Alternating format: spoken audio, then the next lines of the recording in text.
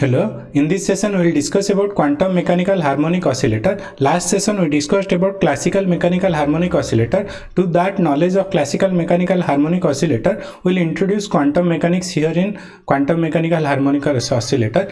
Now harmonic oscillator model helps in understanding the bond dissociation energy and vibration of a bond, the frequency of vibration of a bond. This we have discussed last session. Now a chemical bond is assumed to be a spring rather than a rigid bar and connecting two atoms. Now this assumption is crude, but it helps at room temperature and other certain energy conditions. These assumptions that the chemical bond behaves as a spring holds good at around 300 Kelvin, that is the room temperature condition. Now why this holds good, I'll say that now thermal energy increases vibrational amplitude of atoms associated with this bond, but their frequency of vibration remains constant. That is, with increase in temperature, the amplitude of vibration will increase, but the frequency of vibration remains constant. Now with this knowledge, we'll proceed. Now at room temperature, what happens? The lowest one of the vibrational energy levels are occupied. Means there are vibrational energy levels starting from low energy level to high energy level, but at room temperature generally molecules or quantum mechanical particles are at low vibrational levels. So what happens? We'll see two vibrational potentials oscillatory potential.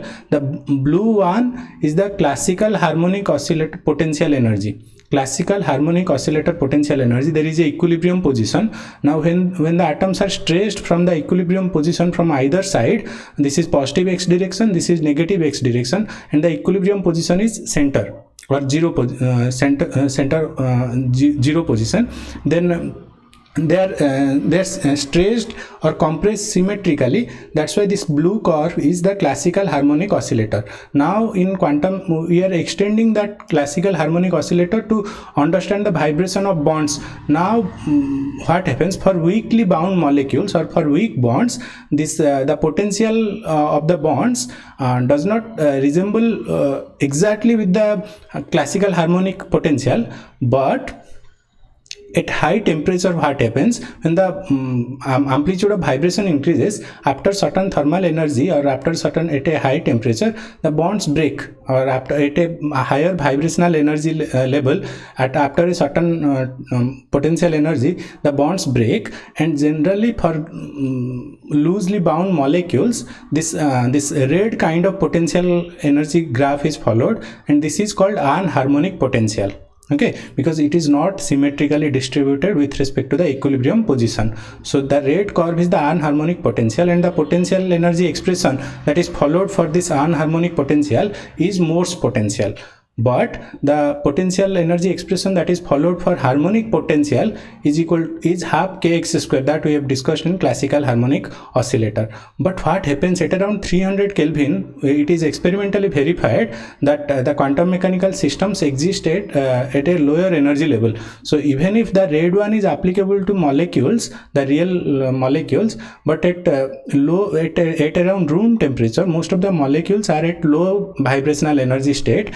Means when the energy states are low, we can say that the classical harmonic potential and anharmonic potential, the classical harmonic potential, that is the blue curve, and anharmonic potential, that is the red curve, resembles at around low potential energy, that is applicable when the system is at room temperature, and the classical harmonic potential and anharmonic potential resembles. So without going into Morse potential that is applicable for anharmonic potential, we'll use the classical harmonic potential expression to understand the vibration of molecules, and that will hold good at only room temperature when the molecules are mostly occupied with low vibrational energy levels. So with that assumption we will proceed further, and we see that we expect that the wave particle of mass mu, again we are dealing with reduced mass system or the center of mass system. For center of mass coordinate system, we deal with reduced mass, that is mu.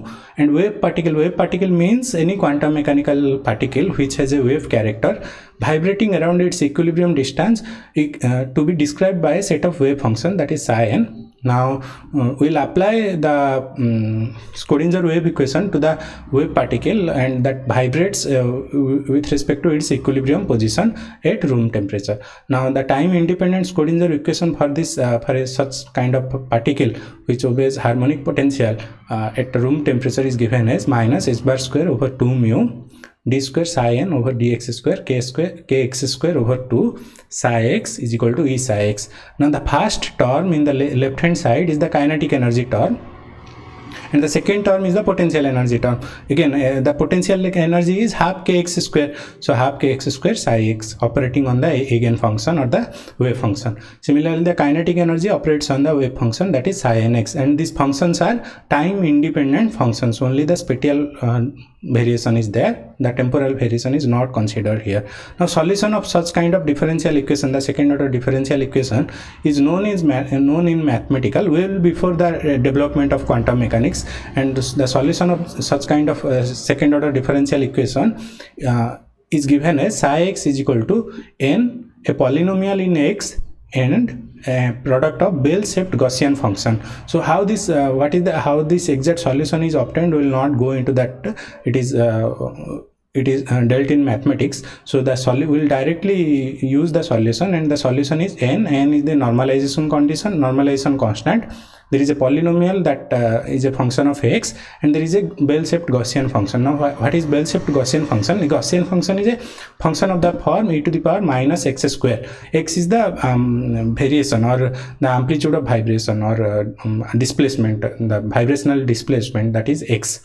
Okay, so the Gaussian function is given as e to the power minus x square, n is the normalization constant. Now the exact form is NV. Now V is the quantum number, a quantum number that comes. We'll see what is V.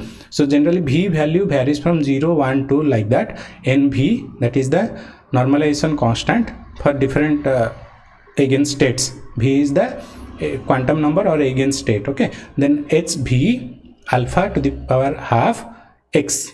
Okay, so this HB alpha to the power half x is the polynomial within x. Then the Gaussian function is e to the power alpha x square over 2. Now there are a few new terms here. The n is the normalization constant, v is the eigenstate or quantum state, h alpha to the power half x is a Hermite polynomial. HB, the polynomial in x, is called Hermite polynomial. Similarly, alpha is a constant, and that is given as root over of k mu over h square. K is a force constant, mu is the reduced mass of the system, and h bar is h over 2 pi. H is Planck's constant. And then again the normalization constant is also given as 1 over root over 2 to the power v factorial into alpha over pi to the power 1 over 4. So this looks complex, but the solutions are already known in mathematics. So the solution of time independent Schrödinger equation for a quantum mechanical particle that shows harmonic oscillatory behavior or harmonic oscillation type of motion is given as equation 6. Now we'll apply to get some physical significance out of this equation 6 or out of the solution of time independent Schrödinger wave equation. We have to apply boundary condition. Now to apply boundary condition, we'll say that the amplitude of wave function remains finite at large value of x.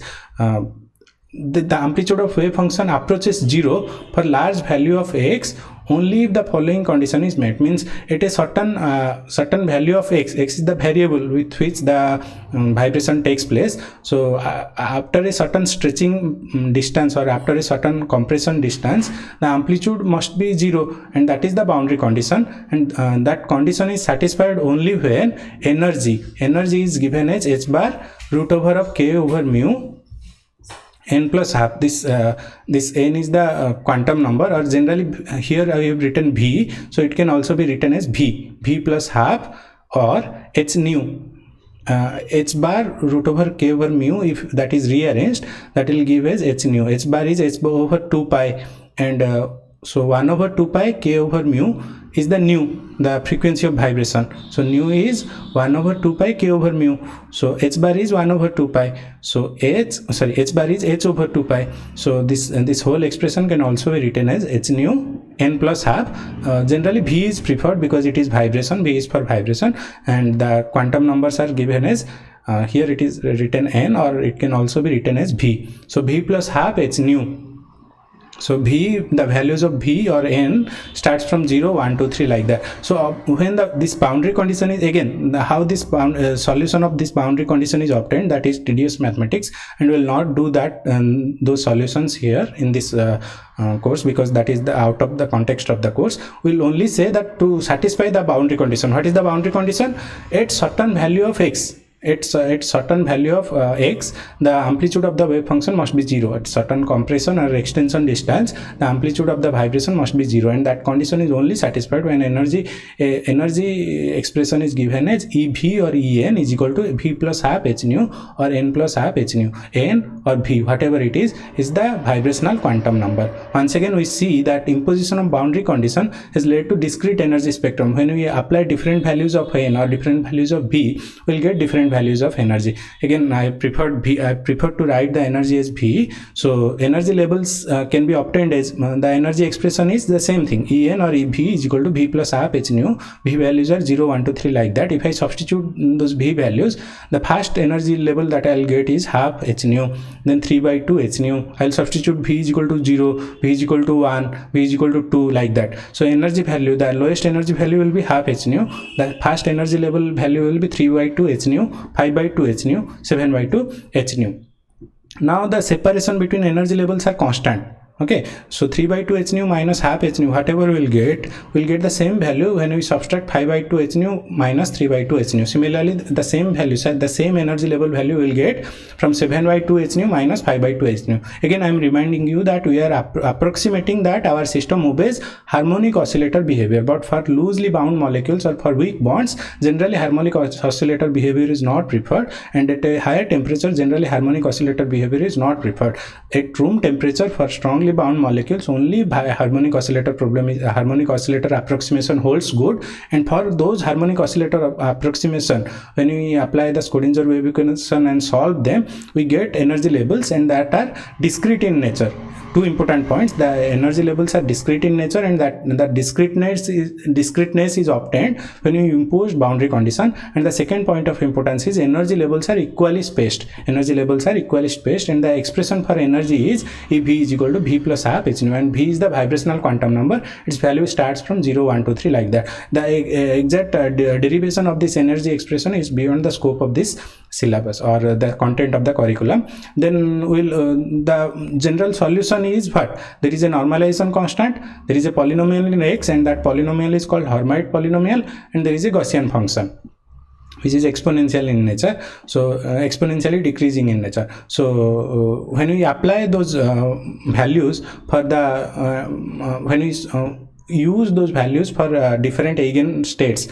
Different eigenstates are possible depending upon the different values of vibrational quantum number. Psi 0 means v is 0, psi 1 means v is 1, psi 2 is v is 2, psi 3 is v is 3. So if we do that, we will get different eigenstates or different eigenfunctions. Means this is the 0 point energy. V0 means 0 point energy. And what is the 0 point energy? The 0 point energy is half h nu. Okay, the first energy level is 3 by 2 h nu. This is 0 point energy is also the same as ground state energy. Then the fast excited state is 3 by 2 h nu, like that. Similarly, the for 0 point energy, the eigen function, the eigen function or the wave function is the particle wave function is alpha by pi 1 over square 1 over 4 e to the power minus half alpha x square. Similarly, psi 1 is given like this, psi 2 is given like this, psi 3 is given like this. Again, this exact form is not need to be memorized.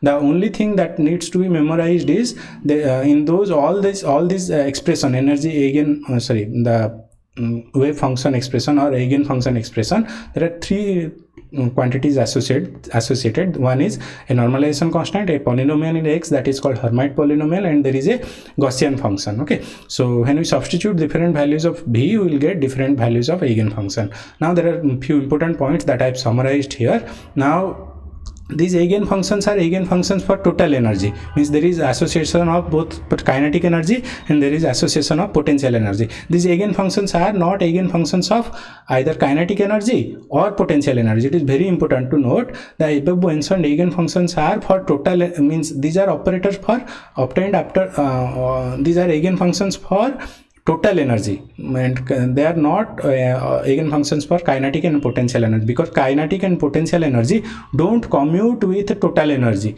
So these Eigen functions are only applicable or when we are considering total energy, and they are not applicable when we are considering either kinetic energy or potential energy, because the Hamiltonian operator that we are taking does not commute with kinetic energy or potential energy. The second point of importance is psi 0, psi 2, psi 4 means when the vibrational state is 0, 2, 4, the Eigen functions that we are getting are even functions. The Eigen functions are even functions. What does that mean? Means the variable X, the wave function in positive variable X and the wave function in the negative variable X, negative direction of X, there's one and same. That is called even function, and psi 0, psi 2, psi 4, psi 6 are even functions for this quantum mechanical harmonic oscillator problem, and the psi 1, psi 3 and psi 5 are odd functions, means the wave function in positive X direction is negative of the wave functions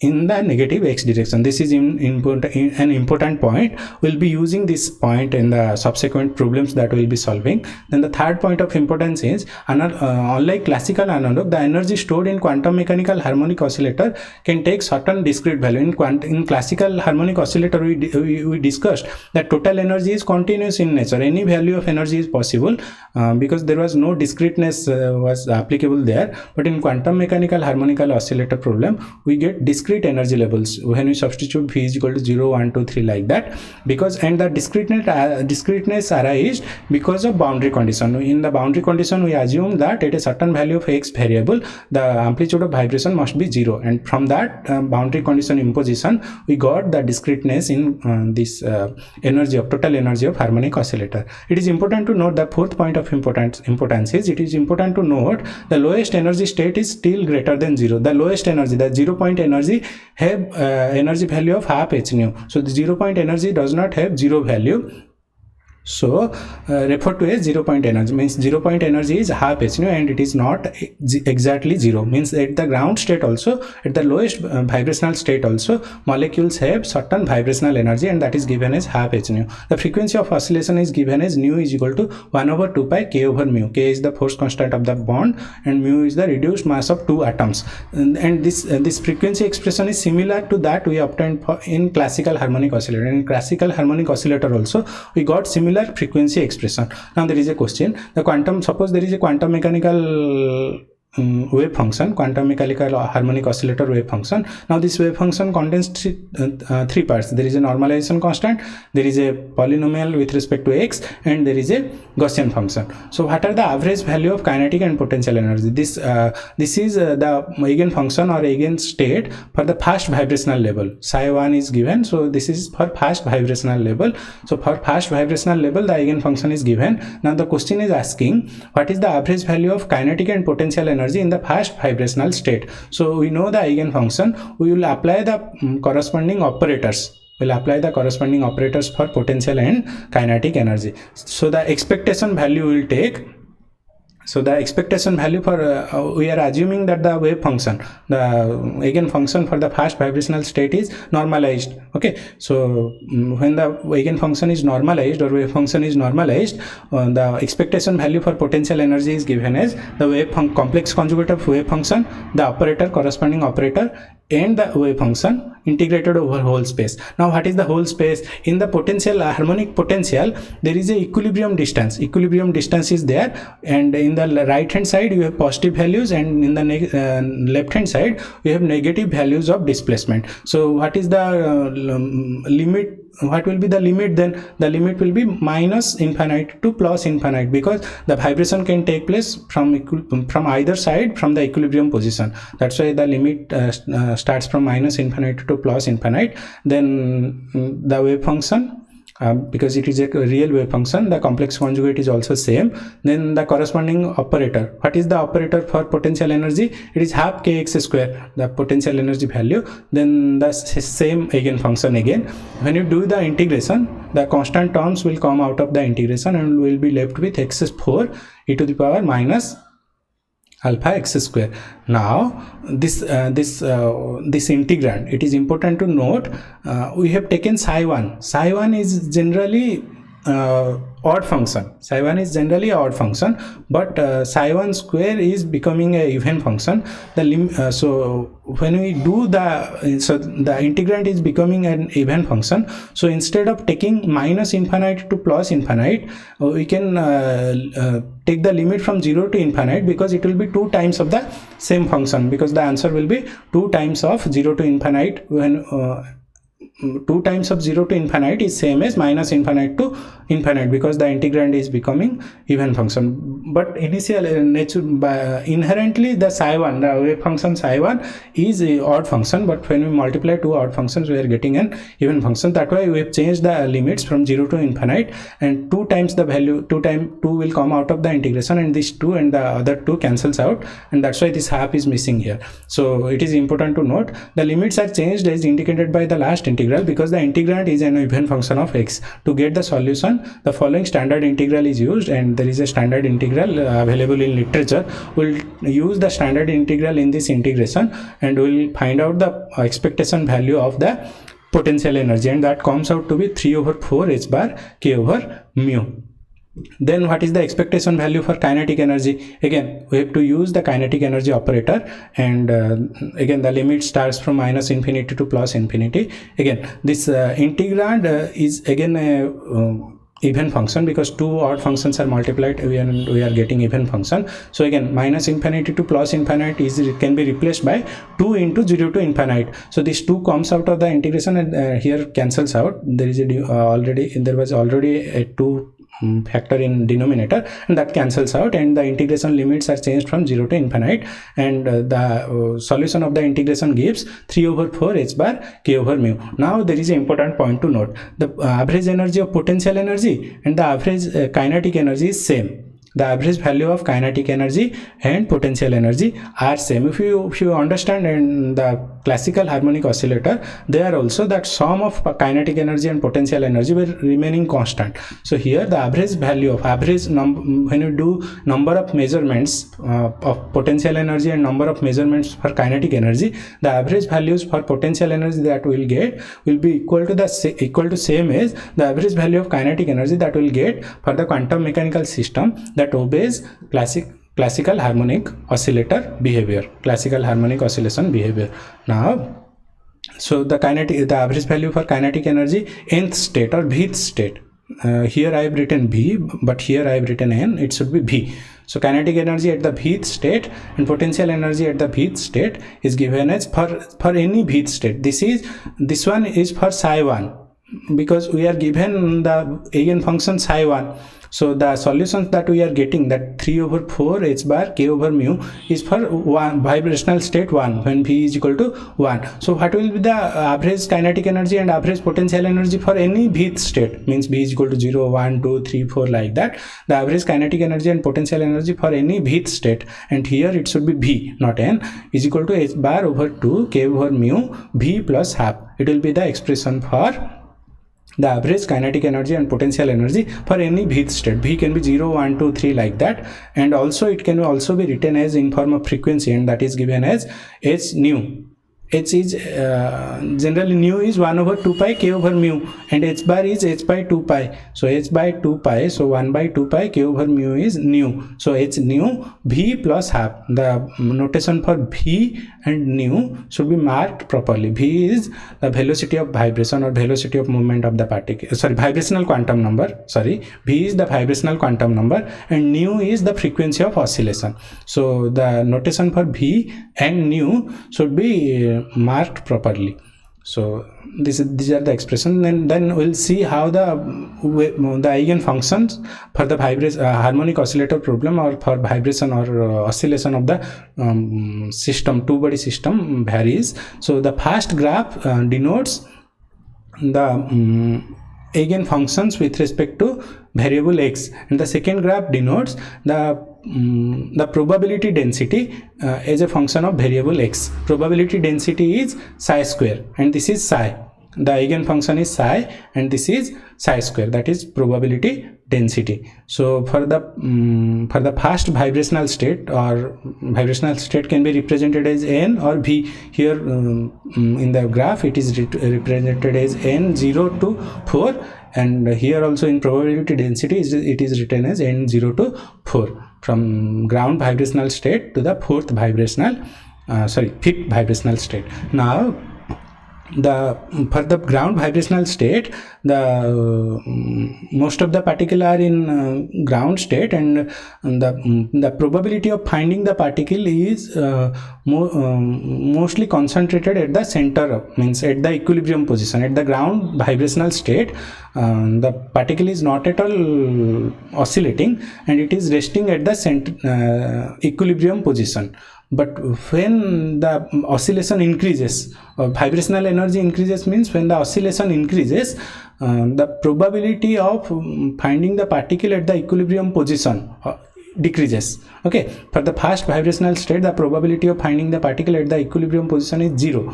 For the second vibration, for n is equal to 2 or v is equal to 2, again the probability increases towards the end of the potential surface. Similarly, as the n value increases or vibrational value increases, the probability of finding the particle at the boundary condition, towards the boundary, or when the potential ends, is more than at the equilibrium position. So at the equilibrium position, only for ground vibrational state, the probability of finding the particle is more, but for higher vibrational states, the probability of finding the particle at the boundary is more, or when the potential is 0, at that position it is more, the probability of finding the particle is more. So that is what it is written. It is important to note the probability density varies inversely with respect to velocity or vibration or oscillation vibration. Then the maximum values are found at the turning point, means the particle is stressed, it vibrates, then it comes back. So at the turning point, the probability of finding the particle increases. Okay, and the minimum value is found at x is equal to 0. X is equal to 0 means the equilibrium position. Only the probability of finding the particle at equilibrium position is maximum only for the 0th vibrational state or ground vibrational state or 0 point energy state. At higher energy states, the particle is most probably found at the turning point, or when the velocity, when the particle reverses its direction. So at that position only the probability of finding is maximum. Now the particle shows there is a the eigen function shows exponential behavior. So this yellow zones shows that classical forbidden zone, means classically particle is not cannot be present in these yellow zones, but quantum mechanically the wave function decays exponentially. There is a Gaussian function, exponentially it decreases. So there exists some probability of finding the particle in the classical forbidden zone, and that is often referred to as tunneling also. We will not go into the details of this presence of particle in the classical forbidden zone, but this presence of particle in the classical forbidden zone appears due to the exponential decaying nature of the wave function. Okay, so now the time dependent, we have so far we have discussed about the time independent solution. Suppose we want to know the time dependent solution, time dependent wave function, and how the particle evolves with respect to time, then we have to consider the time dependent Schrodinger wave equation. To know that, we have to multiply the spatial part. We have solved, so far we have solved only psi and x. To that, if we multiply e to the power minus I omega t, what is omega? Omega is the angular frequency, and that is given as 2 pi nu, and nu is the frequency of oscillation. If you multiply e to the power minus I omega t to the to the time independent Schrodinger equation, we will get the eigen function which is dependent upon both position and time of the system. Then what is the similarity between particle in a box and simple harmonic oscillator? So the 0 point energy, we got a 0 point energy value in particle in one dimensional box. For that, for particle in one dimensional box, the quantum number that was varying was 1, 2, 3 like that. For harmonic oscillator problem, that vibrational quantum number that is varying is 0, 1, 2, 3 like that. But in both of the cases, we are getting some 0 point energy value by attaching. In case of harmonic oscillator, we have attached a spring to, there are two atoms and we have attached a spring. They are the bond is considered as a spring and its motion is constrained, means we cannot expand the spring to any desired value of or the displacement cannot be infinite. There has to be certain limit in the displacement. After certain displacement, the bond will be breaking. So when we attach that constrained motion, when we limit that motion of the particles, that gives rise to steeper bond. When they limit the when we constrain the bond, then the bond will become steeper, or the force constant will be large.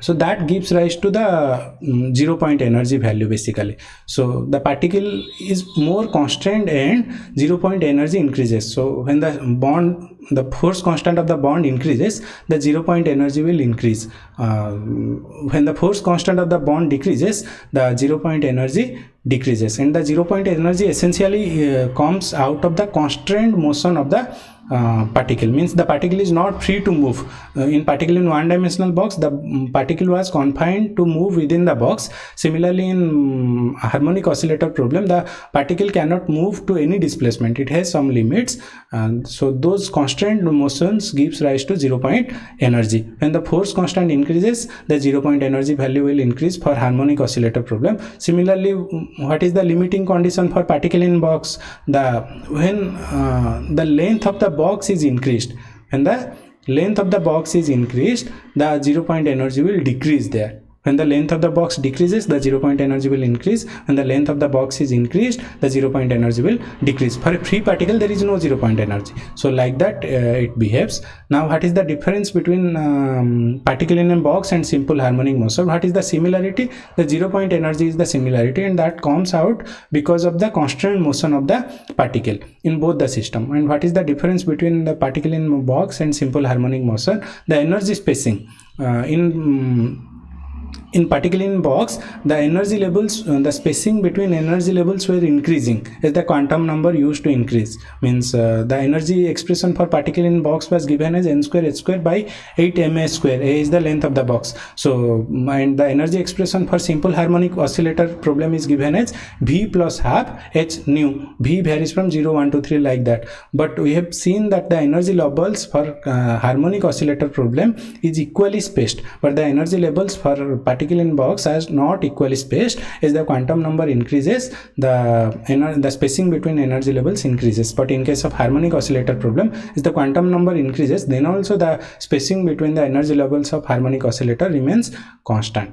Now the probability density for 0 point energy level of harmonic oscillator is in accordance with Heisenberg's uncertainty principle.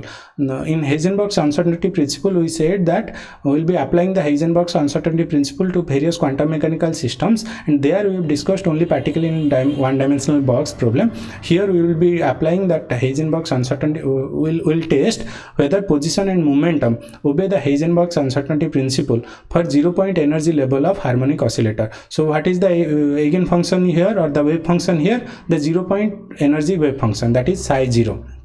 And we will obtain the various expectation values corresponding to position and momentum. Then we will take the standard deviations, and we will take the standard deviation of position and standard deviation of momentum, and we will take the product of them, and then we will verify whether Heisenberg's uncertainty principle is obeyed or not obeyed. Again, I am saying the Eigen function that will be used is the 0 point energy Eigen function for harmonic oscillator problem, and we will verify whether the 0 point energy level Eigen function of harmonic oscillator obeys Heisenberg's uncertainty principle or not. first we need to get the standard deviations of with respect to position and with respect to momentum. First we will obtain the standard deviation with respect to position. To do that, we will find out the expectation value of position, and for harmonic oscillator problem at 0 point energy level, the expectation value of position is 0, means there is a equilibrium position. The particle vibrates in positive and negative direction, so the average value of position is 0. Similarly, the average value of position square.